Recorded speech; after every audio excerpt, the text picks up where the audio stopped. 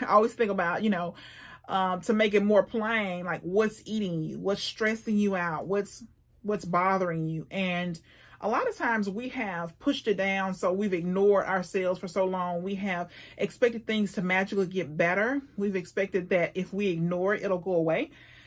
It just comes up in other ways. And I always think about, I've been reading a lot about how our emotions affect us and make us ill, things that we suppress, anger, resentment, bitterness. We think that it doesn't affect us. We think it'll go away. These things that we keep inside, that we don't want to cause trouble. We want to people please, or we don't want to deal with it. We want it to go away. And we have to acknowledge or be aware of the things that bother us. And the only way to do that is to become more self-aware. And that is a journey. Because we change.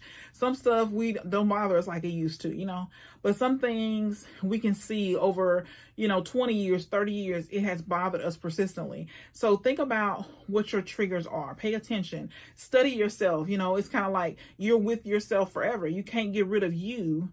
You're stuck with yourself. So think about and evaluate, examine, look at every single day. What is it that bothers me? What is it? What are my triggers? When I'm just going about my daily life, is it somebody cut me off? What does it make me think about?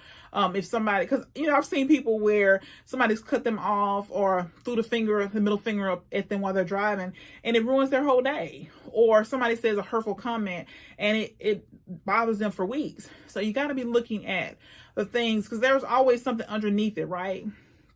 So we got to study ourselves and evaluate, okay, what's happening? What's going on in my life?